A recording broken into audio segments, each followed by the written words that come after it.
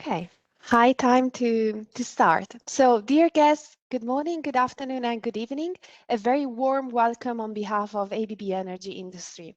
My name is Barbara Levantini Aloi. I'm part of the Global Power and Water team, and I have the pleasure to moderate today's session. In today's session, we will hear how the evolved power landscape has increased the complexity and instability of the electrical grid, and which role automatic voltage regulators can play. Before we get started, let's take a quick look at the logistics of this webinar so we can maybe move to the next slide. All participants are on mute. The presentation is being recorded and will be made available on the Energy Industries TechTalk page in the coming days, but you will also receive an email notification when available. Should you wish to submit questions throughout the presentation, please use the Q&A box that should be located at the bottom of your screen. We will have a dedicated Q&A session at the end of the presentation. Also, a little disclaimer before handing over to our main presenter of today. The information we are sharing today may be subject to change, and ABB does not assume the responsibility for errors or consequences of software or hardware described in today's presentation. So we may want to progress to the next slide, please. This is the disclaimer I was mentioning earlier. So without further ado, let me introduce today's main speaker. It's Rudolf Merkley. He's a Global Product Manager for Unitrol 1000 Excitation System. He's based in Zurich, and he will be our main host. So without further ado, Rudolf, over to you. Thank you. Thanks a lot, Barbara. A very warm welcome also from my side to this webinar about grid stability essentials and the role of automatic voltage controller. Today agenda, I made a short introduction on what are the market drivers and trends and what are the consequences and counteractions out of that. And then as a bridge, I will introduce the portfolio of Unitrol 1000, what are the features on it, and what are, let's say, the members of this product family. Then we came to the main topic. This is the grid challenges and what the AVIA or Unitrol 1000 can do that and how this product supports you to, let's say, win the projects and make the project a success. We have then also a bit advertisement for the next webinars. This is Power System Simulation Solutions. I will make a short introduction what is behind that. And then we come at the end to the customer benefits in a summary, and of course to the questions and answers. So let's go now to the topic, the energy transitions and what are the drivers about it. We have today actually, let's say, a heavy impact on climate change, especially on the CO2 reduction, which is more or less in every country ongoing. On the other hand, we see a clear electrical energy growth in the market. And this, of course, drives political decisions. So that's on the government side. You will define how to treat these changes, and it will trigger then at the end new investments. And the new investments that are today mainly in the renewables. So solar and wind power is I think, the biggest investments. And then on the other hand, the big thermal power plants will be shut down. But this comes actually both hands in hand because the renewables on one side have a very high energy fluctuation. That means from day to night, you change more or less gigawatts in the network away. And that means you need here on the conventional side, you need power plants which are more flexible. And the huge or the large conventional power plants is not suitable any longer in this kind of grid codes. And then on top of it, this is another driver which actually makes this increase of electrical energy is the e-mobility, which definitely is a very hot topic and it's pushed more or less in every country. What are the consequences out of that? We see them on the next slide. We need to make the network, let's say, ready for these challenges. And that is actually the main point. One thing is synchronous condensers. you need this kind of application to provide enough reactive power and to provide the rotating mass in the network that you can stabilize networks. Then you need peak shaving applications. Typically, it's gas engines, where actually the 1000 is, let's say, very much in the focus. These are applications where you can start up a power plant very fast. So we're talking here that you apply such kind of power plants like we had in Kiel in Germany with 20 times the 10 megawatt machines of Inyo Jenbacher, and they can start the entire power plant within about 10 minutes to go full power from 0 to 200 megawatts. And these things are not possible with the large conventional power plants. Then we have frequency containment. These are battery storages which are connected with frequency converters to the net. And this is, of course, then bridging in a very short time the energy what is needed. Then last, let's say, one big topic is green hydrogen. That means when the wind is blowing and the sun is full shining, then typically we have too much energy. So where to store the energy? And this is, let's say, there are projects ongoing for hydrogen to save or to store then the energy and to produce hydrogen. PSS functionality on the AVR is a topic where you need to take care that these large networks, that they are stable in operation. And what can happen when you have power plants, let's say, on one and the other side of the network, that you get active power swings in the network. This can be so heavy that you disconnect the network. And PSS is a functionality in the voltage regulator that can damp these oscillations. Last item here on the list is the rules of connections. And this started maybe 6-7 years back. Here in Europe, it was the N2E who was giving let's say, an overall rule for all European countries. Then every country in Europe has now defined their own grid codes, how to test and what are the, let's say, acceptance criteria that you can connect a power plant. But there are in other countries like Australia, like Thailand, or the USA, have their specific rules, what you have to fulfill in terms of in terms of functionality on the AVR and in terms what you need to test.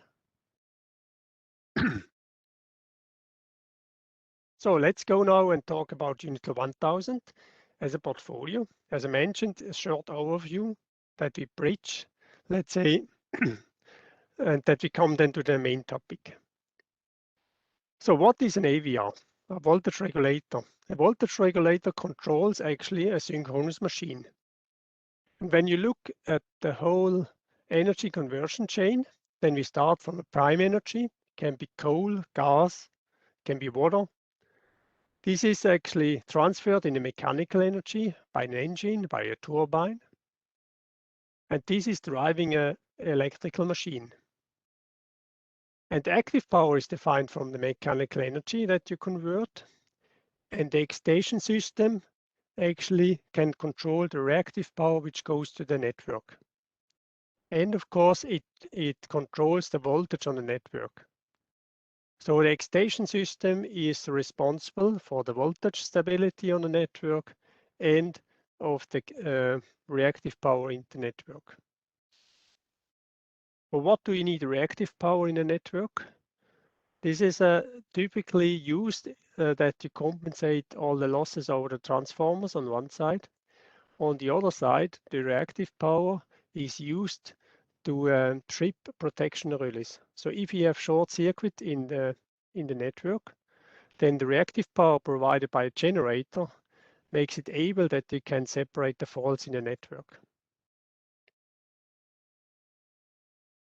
When we look here on our portfolio in general, we have, let's say, in the excitation systems, we have all equipment in regards to synchronous machines, so synchronization equipment. This is typically for multiple breakers. Then we have Untitled 1000. smaller AVRs for applications up to 80 megawatts. We have the large brother, Unitol 6000, is an excitation system which goes up to 12,000 amps. One thing I have to clarify here, and this is typically not known, whether you have an excitation system which goes up to 12,000 amps and can be used for nuclear or for a thermal power plant, functionality of Unitol 1000 is more or less the same. So you have all the limiters, all the functionality in both areas are the same, but Unitol 6000, you have then an additional, let's say, layer where you can program your own software. Then Megatrol is a combination of Unitol 6000 and the starter application. This is used for starting up gas turbines or in pump storage power plants. When we're coming now to Unitol 1000, then here a short overview. We have about more than 30,000 units in the field of Unitol 1010 and 1020. 80% of these products are in land-based power plants and 20% goes in marine applications, where both these applications typically are diesel or gas engines. We have also some applications in gas turbines and of course also in water power plants. So about 12,000 sites we have equipped. We have about 500 people that are trained and they're globally available. And these products are fully designed, engineered, and also, let's say, the responsible units are sitting here in Turkey. So we are having here in Turkey, or this is close to Zurich in Switzerland, concentrated know-how on excitation, marketing, all the stuff what you need to distribute such units worldwide.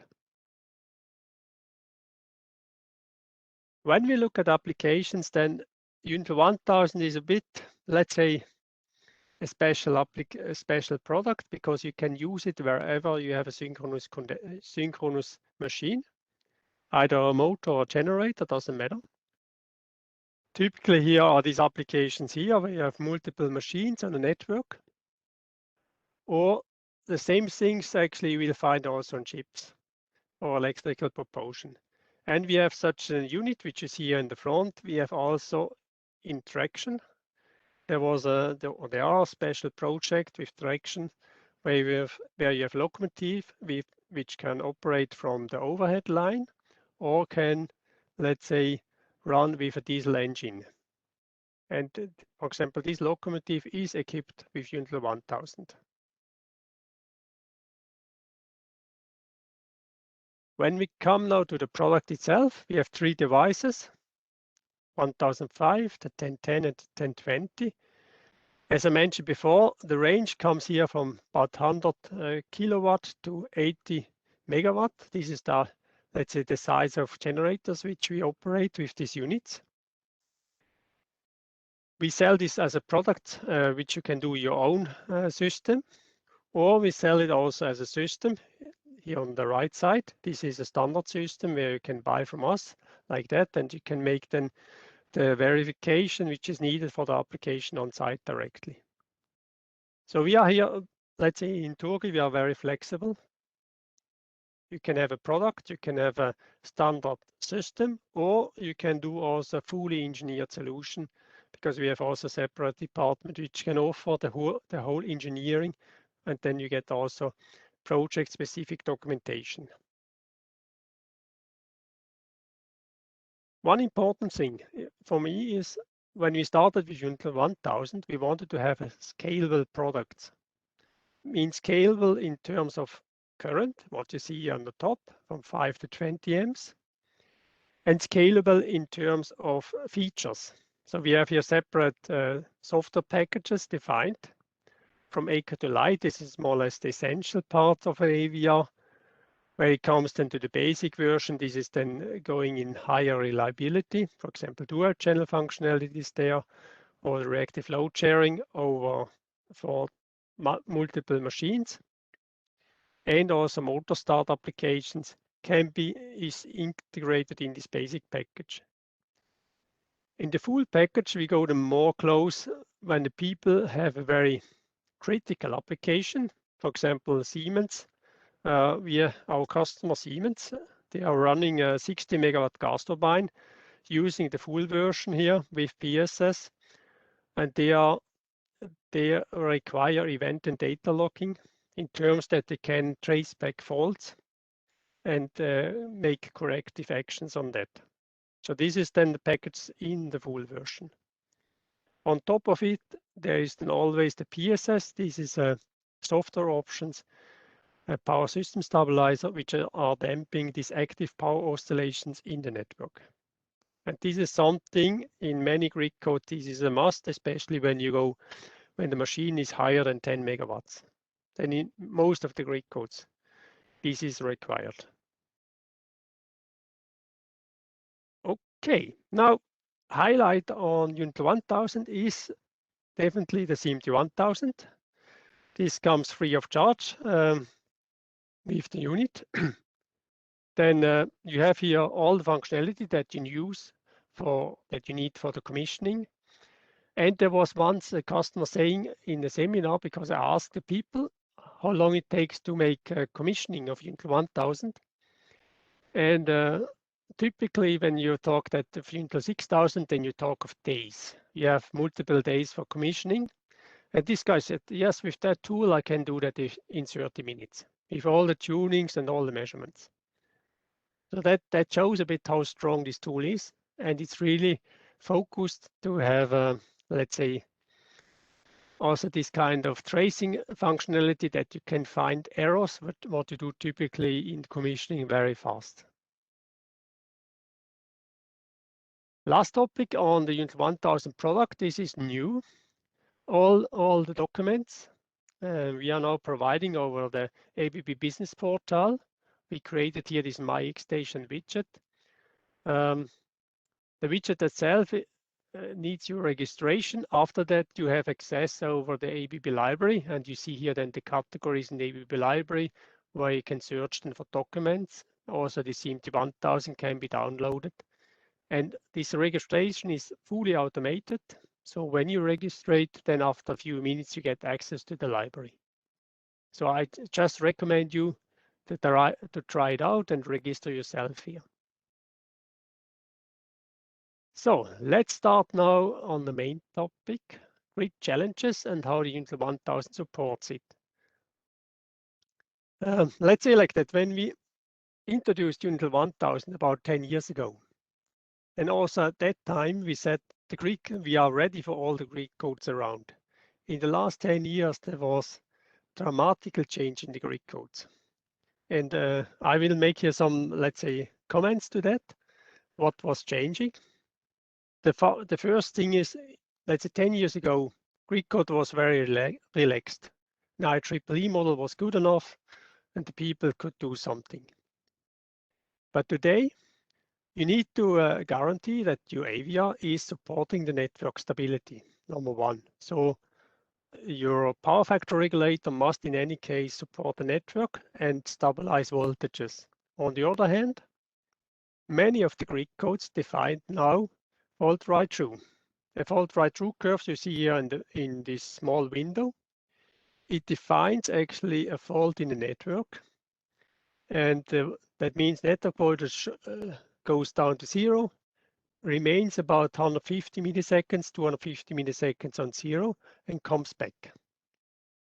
And in the past, it was like that the huge thermal power plants could separate the fault in high voltage over in a high voltage line very easily, because you have a 1 gigawatt generator. When you have a short circuit on the 110 kilovolt overhead lines, then you had gigawatts or gigavars actually shooting in the high voltage line to separate the faults. And the protection was nicely tripped. Today, you can mention that these big power stations are not available any longer. So let's say your backbone is not there.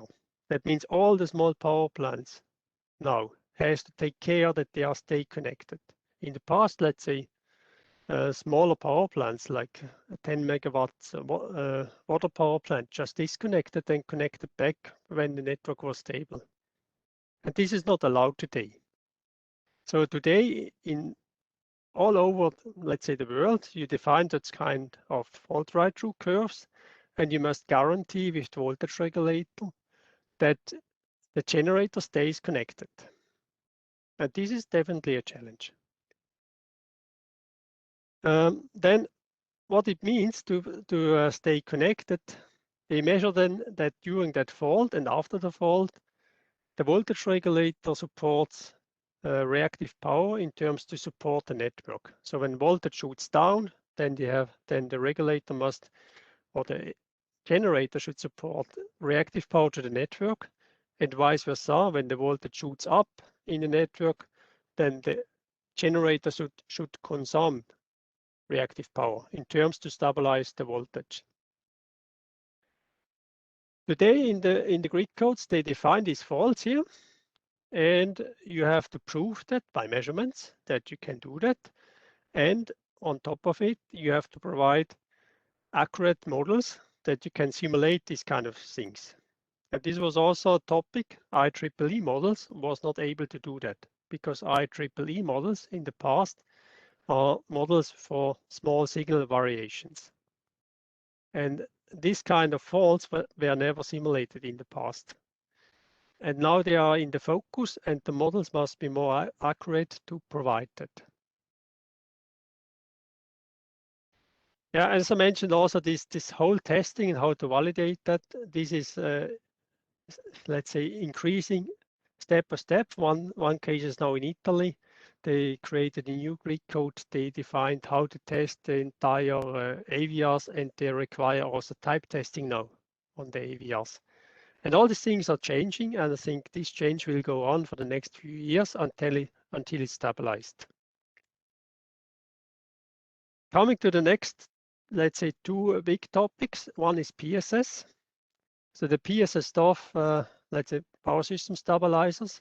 When we started that with Until 1000, this is also about 10 years ago, Wärtsilä, our main customer, asked for that, to add PSS. And the request was, add PSS to the Until 1000, it should make the system not worse. But that's today absolutely no-go, this kind of, let's say, requirement. Today, PSS must really damp active power oscillation. You see a nice screen here. This is from the simulations, where you see the purple line here. This is after a voltage step on the generator. You see the active power oscillations in the network. And with PSS, you can damp nicely these active power oscillations. And I mean, this is a simple step response tests. This was in many years back, it was good enough to test like that. But today, you need much more enhanced functionality to test PSS performance. We come to that then later, what Until 1000 can do about it. Last topic is the peak shaving applications. Today grids, so you have, let's say, users, and you have generation units. This is, let's say, spread over the whole, let's say, countries, especially when it comes to solar power and wind power. Then you have to also consider that solar and wind power can be, let's say, switching on gigawatts on your network within half a minute. When you have a cloudy days with, let's say, changing from sun to clouded, then the solar panels here can jump up in gigawatts. And for example, Germany installed more than 10 gigawatt solar power. So that means you have to compensate these changes here of 10 gigawatts with some other applications. And also the wind farm, so it's a bit the same thing. Sometimes you have wind, sometimes not. So these two applications ask actually for applications which can balance in the network. And these are the peak shaving applications. And typically, interestingly on that one, when you can create a power plant which can connect your generators within 30 seconds, then you get the higher energy price. And this is actually what is driving all the stuff here, the 30 seconds connection time.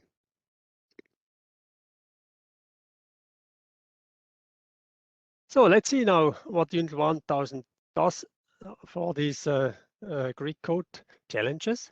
One thing is voltage stability, how to guarantee that. As such, let's say a synchronous machine is in general a voltage stabilizing equipment in a network when you run that stuff in a clear voltage regulator. And that's what we're doing. We are using typically a so-called superimposed power factor regulator, but the heart of it is just a pure voltage regulator. And we manipulate here the voltage set point slowly in terms to stabilize the network. How does it work? You see it up here. When the network voltage goes down, then these guys here will keep more or less the voltage set point for a while and just produce the Q to stabilize the network. After a defined delay time, it will move down, then the voltage set points down, and Q will be reduced to the old set point. When now voltage jumps up and goes higher, then we consume Q from the network. And this kind of logic actually allows us to stabilize the network. On top of it, you have here then also support for FRT. That means when we detect a fault right through from the AVR, we would freeze here the voltage set point for a while to, let's say, provide maximum reactive power to the network. We have then also Unit 1000 so-called the Q correction. This is especially when the grid authority would ask for unbalanced fault right through. Then we can correct the Q set points to compensate, let's say, the error in the Q measurements of the AVR. All this functionality was tested and also was certified. So that is actually coming back to the next topic. Unit 1000 software, hardware, and also simulation models are fully certified by a third-party company called TÜV Nord. This is a requirement in Germany. It's a bit of special requirements. They ask for component certifications. We see that component certification is now accepted today in Germany and Spain, but we see that all the other countries in Europe, they will actually follow the German guys and they come up with such kind of component certifications. What we're doing with these component certifications, we say we are compliant with these two grid codes in Germany, which today I must say the most strict one in terms of fault right throughs. We have about 600 cases where we had to test and simulate.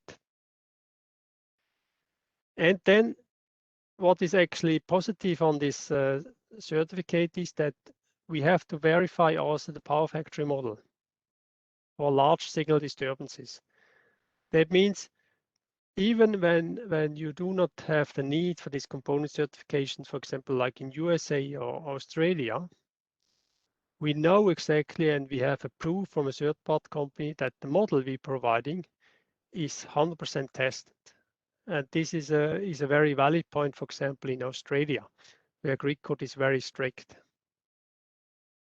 In addition, of course, we have some also other simulations models like MATLAB Simulink, and we provide also IEEE equivalent model.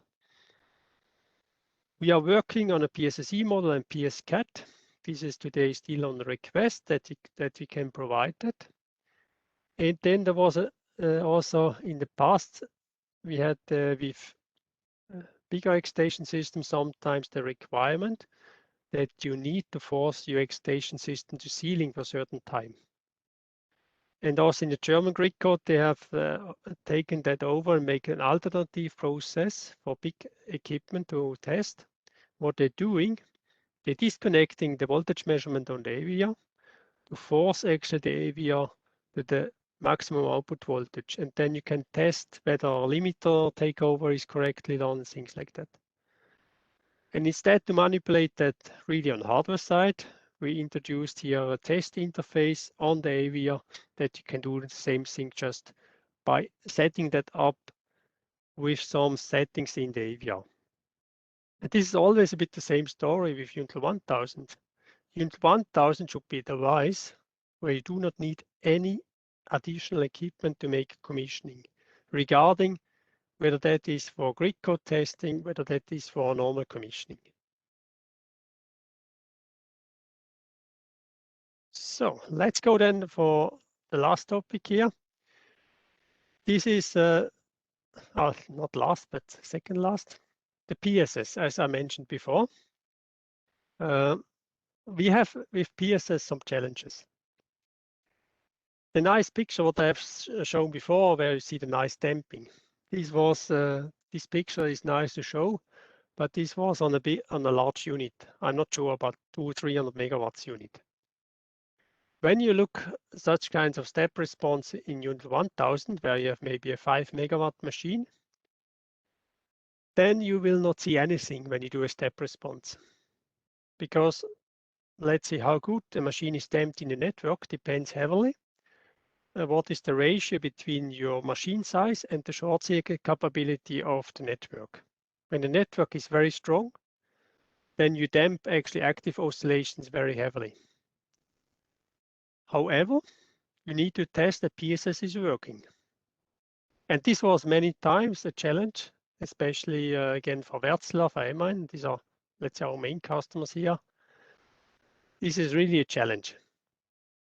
And the only way how to go around is that you do a frequency response analysis. Frequency response analysis means you inject disturbance signals in the summing point of the AVR, and you look what is the active power oscillation, what is then provoked. And you see here, for example, simulations where you see the red curve. This is without PSS that you see in the local mode. You can provoke an oscillations in the network that active power oscillations are starting. With PSS, you see them here damping. And what you need to do, you need to, today in the grid codes, you have to define from which low frequency to which high frequency you can provide active power damping. Simulation that is done nice. In the AVR, in the old days, you had to hook up measurement equipment. That means typically 1 day installation work, or half a day at least. Then you do all the tests, half a day, and then you dismantle all the measurement equipments. So totally maybe 1 to 2 days, what you need to do for PSS testing and tuning on site. Today we have functionality internally in the AVR. So the injections are created internally in the AVR, and we can start sweep functionality from the CMT1000 and can measure that directly with the CMT1000. And all this stuff you can do in a few hours. And this is dramatically cost reduction when it comes to PSS testing.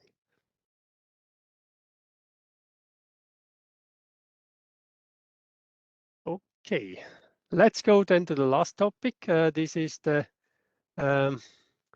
peak shaver applications. I like this picture very much. This is again a Wärtsilä picture. So this is a 20 megawatt engine, what you see here, and there are, I think, 8 in a row. You cannot see it to the end. Wärtsilä is a very, let's say, we have a traditional cooperation with Wärtsilä because Wärtsilä was the first customer using Untitled 1000. But they used also Untitled 1000 with full synchronization equipment because Untitled 1000 has this, let's say, built-in synchronizer, which can synchronize the generator to the network. So what they achieved with our, let's say, synchronization equipment is that they could connect within 30 seconds. What you have to know is such an engine, startup of such an engine takes 20 to 25 seconds that you can start these machines. Then you need to cross the 0 degree crossing between network voltage and generator voltage. When you miss that, you have to wait another 10 seconds. That is the consequence out of that. After this 25 seconds, you have no chance. You have to close the breaker at the first possible position. And we achieve that by we can close the breaker but when the generator is in underspeed or overspeed. This is number one. And number two is we're giving an analog output signal to the governor control to adjust the speed. That means with that approach, we can utilize the full dynamics of the governor control. This is a bit different from synchrotakt, where in synchrotakt you have an increase-decrease pulse. That means you have a defined ramp rate, how you increase, decrease the speed. But then this is typically slower than what the governor control can do. And with the analog output, let's say we are definitely faster in synchronization. By the way, I mean, when you consider that there's peak shaving applications, or you see here these machines, that means every 30 seconds they will close one of the breakers, and then typically in 2 to 5 minutes they ramp up the full power of such a machine. Wärtsilä's biggest power plants, for example, sitting in Jordania, it's about 620 megawatts, and it was 38 Unit 1000 installed there. So they are popping up, let's say, all over such applications. We have then customers INNIO in Austria.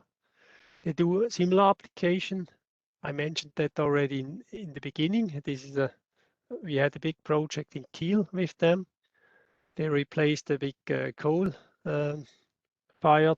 thermal power plant of 200 megawatts and installed 10 times smaller genset, also 10 megawatts genset and 20 of them. And also MAN is our main customer, does more or less the same. Okay.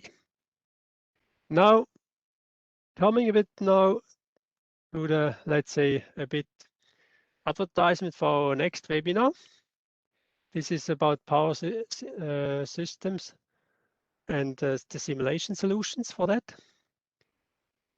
So a very important topic when we're talking of power plants and how, let's say, the challenges on grid codes. And typically, before you install or even before you offer in the, let's say, sales phase, you need typically always to provide some simulations. You do some modeling, whether the power plant is in line with the grid codes, whether it can stay connected or things like that.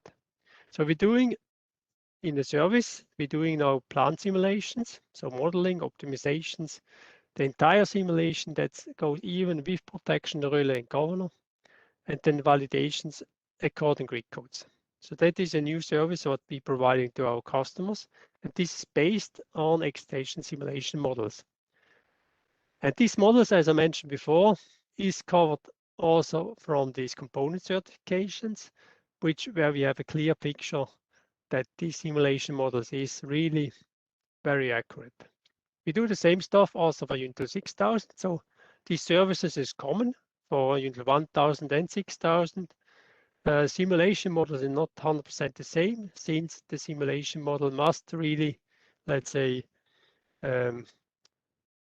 be according to the implementations of the software. Then on top of it, we're doing also compliance field services. As I mentioned before, grid codes and, let's say, requires one-side functionality, what the AVR must do, what are the functionality inside the AVR, and it also, let's say, defines how it's tested on site. This needs sometimes a bit expert know-how how to do that, and what we actually provide today, we're doing AVR and PSS testing on site, model validations. That means we do measurements on site and then we compare measurements with the models. Typically, let's say, or challenges here on the modeling validation is not, let's say, the AVR models. These are digital models and they are very accurate. More difficult typically are what are the parameters of the machine, because these have a very, let's say, high tolerances, and that impacts many times the accuracy afterwards on the entire model. Okay, but this webinar takes place in Q3, so after summer holiday. You are welcome to join that. So let's discuss now at the end the benefits of Unit 1000 in a nutshell, let's say like that. Let's say we have a reliable product. It's also proven with the 30,000 units installed in the field. We have, let's say, a very low failure rate. In many times, or more than 50% of the cases, the AVIA was, let's say, damaged because you had, for example, too high input voltage, or you have connected 100 volts to the IOs or things like that. So this wrong manipulation of the AVIA. Other topics what we have is that people have wrong settings and they have the feeling that the AVIA is not working. But that's just think life, and we still, let's say, we try to improve the situation by providing more detailed documentation, which are now available on the ABB library. And this next topic, grid code compliant products. This is a steady state improvement, and this will not stop now. This will go on for the next few years, definitely. And you can see that with the services what we provide now around the grid code services, we definitely address these topics. Then the commissioning tool I mentioned, it's very easy to use. And one thing you have to consider here is this is a product sales. We sell the products just to the customer with the manuals and the tools, and you do not need actually a training for this product. You can have trainings from our side, of course, we offer that. But if you are familiar with an extension system, I would guess you can handle that product within a half a day. And this is a very, let's say, a strong argument when you win new customers. You give them a CMT 1000, they play with that a bit, and typically they can handle that in a half a day. And then, of course, a very strong from ABB point of view is our global presence. We have on all big continents, we have local engineering centers, which can send you also, we can dispatch from these local engineering centers commissioning guys who can help you on site. And there's also a 24-hour hotline support, which you can contact anytime. So especially, let's say, in the last few years, these TÜV Nord certifications and the grid code stuff was a very hot topic. Last word to this topic is I started discussion on these German grid codes about, I think, 7 years back. And at that time, we had one of our big accounts. We won one of our big accounts is Injo Jenbacher in Austria. And this company was the first company who achieved a unit certification based on these German grid codes with our AVR model. That was at that time really a big success for us. And since then, this company is one of our biggest account. And that's at the end, all it shows we are not only just a product sales unit, take it or leave it. When we have such accounts, we try to make a partnership with them. We improve our products together with them to, let's say, keep this product in the market and on the edge, that it's a benchmark for the other AVR suppliers. Now, when you need more information, we have a few hats which you should know. That's my contact persons, that's clear. Giacomo Cavallini, he is the guy for this simulation and digital twins. So he is the guy who also will do the webinar for the grid code solutions. Then we have Philippa and Leo. These are our, let's say, global sales specialists. They are, let's say, organizing the entire sales inside the whole world, I would say.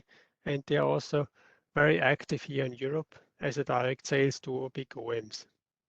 But we four actually, when you have questions using 1000, you can take one of us and we definitely will answer your questions. or if you have special applications, we definitely help you. Okay, now we are getting close to the end and we're coming a bit with Q&A. So let's have actually the questions from your side now. Yes, Rudolf, thank you very much for walking us through this presentation. We have quite some questions. Some have been sent directly to me as a host, so I'll go in order. So the first question is about above what machine MVA rating PSS is required. I think you covered that, but it's worth reminding our audience. Yes, I mean, it depends. That is, in any grid codes, it's a bit different. In some grid codes, they define, let's say, maximum, let's say, MVA from the whole power plant. And in some of the grid codes, they specify that per machine. So this is the first thing you have to be careful. When I understood correctly, in Italy, it's power plants over 100 MVA and machine size over 50 MVA. This is new in Italy. And there are other countries like Estonia, they say every machine size bigger than 5 MVA must have PSS. So it's depend a bit. But typically the range is between 5 and 10 MVA per machine. After that, you would need PSS, or you need to have at least options to enable PSS later on. Perfect. Thank you. Then we have a person from Bangladesh who's very interested in understanding more on how to learn about commissioning. So you may want to share a bit the training opportunities. And also he's requiring to understand more of the previously installed AVR in his region in Bangladesh. So I really invite this person to reach out to us. You will also receive a direct email with the opportunity to ask to be contacted. That will be the right channel for that, but maybe Rudolf, you want to cover the training opportunities. I mean, one thing is that was a weak point in the past, that commissioning was not very well defined how to do that. Now you'll find in this ABB library, you find a commissioning instruction, detailed instruction, what to do step by step. So I recommend you to look for that commissioning instructions. It will definitely help you how to do that. Then with the replacement of the old products, I can say like that, Unital 1020 has, from all the IOs what are compared to the old units, that was the Unital 1015, are fully backwards compatible. So you can actually also load an old parameter file to the new AVR, and it will take over all the parameters. So that is very easy. And we are working at the moment for application notes, how to, let's say, change from old to new devices. This will come up in the, let's say, next few weeks. We will place that and also on this ABB library. Thank you, Rudolf. So the next question is, in PSS, different models were presented. What are the difference among them? Sorry. So PSS, there are, let's say, the standard PSS, what is now, let's say, supported with Unit 1000, calls PSS IEEE 2B, 2C. That is just a PSS with frequency and power input, and you would, let's say, calculate out of that the correction signal to the AVR output. There are then other options like multiband PSS and adaptive PSS. This functionality is only available on the Until 6000 or on a standalone PSS from our side. What was special in this consent on Until 1000 is that PSS testing and all these features that you can do a frequency response analysis is now fully integrated in the CMT. Thank you. The next question is, which AVR module is recommended for low voltage generators? That is not so easy. You have two dimensional. One is the extension current. So what is the excitation current you have to provide? This is definitely the first thing you have to check. And then it depends heavily on the applications. When you say it's a cost-sensitive applications, then I would go for the 1005, because this is obviously, let's say, cost-wise the best options. But on the other hand, when this low voltage generator is connected to a grid, and the grid authority requires then, for example, a logging functionality. This can be, or when let's say you have a low voltage generator and it's connected to a high voltage line here in Europe, then you already will be asked to have event and data log installed. And then you would go for the most expensive device, the Untitled 1020. So you have to consider both ways. Huh? What is the application? What are the software features you require for the applications? And then you can select out of these two dimensions what products you need. Thank you. Then another question that came through the chat is, I'll try to interpret it. It asked, the person asked whether we need separate kits for testing and commissioning of our solutions. No, that is all in one. So the CMT 1000 will support you with all that features. Thank And you. typically, when you talk of kits, or in the past, let's say when we did PSS testing, then we came with our equipment. We have an injection device where you inject the signals to the AVR, and then you have a measurement equipment. All this stuff is not needed any longer. This is integrated in the CMT 1000, and you can do all with that. Thank you. Then we have treated the Unitrol 1000 theme, but there's a person interested in Unitrol 6000, and the participant is asking what's the status, whether Unitrol 6000 Lite is available everywhere in the world, and whether 6080 is obsolete, and also which simulations tools are available for the 6000 family. So Rudolf, you may want to take this question, or we can address this person to the Unitrol 6000 person. Let's say there's a product manager called Matthias Bechle, but there is a bit the confusions when you talk about Unitrol 6000 Lite and Unitrol 6080. Then this is more or less the same. In the past, the product was named Unitrol 6080. There was a branding change about 5-6 years back, where we called then this product as Unitrol 6000 Lite, but it's the same.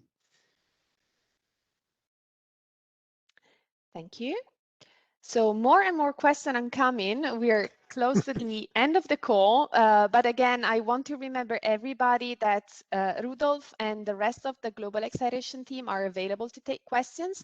And right after this call, you will receive a direct email through which you can ask to be contacted. So please use that email if you want to be contacted right away. Okay, so let's try to take at least another question. So let's see what's coming next. How AVR model from various IEEE models is selected for particular machines? So we are having a description how to use an AC11C model. I mean, I do not understand really the questions. Which do you mean which IEEE model we're providing, or was that already the answer of the question with the AC11C model? Let me see if I can unmute the person who has asked it. So maybe he can formulate the question better, or even better, maybe we can take it privately and go to the next one. Just hold 1 minute so I can take the next one. Okay, we have another person asking that if they produce the plant single line diagram, will ABB be able to suggest for the necessity or not of a PSS? No, single line diagram will not help. I mean, what will help is the size of machines, and we would need the grid code requirements. So typically in grid code requirements, you have to search whether PSS is a need or not. I mean, this is how to say, PSS is a topic to stabilize entire networks, and it's the grid authority who defines whether PSS is required or not. Thank you. So let's see which other questions that are still coming. So let's see. Apologies, I'm having some troubles with the platform.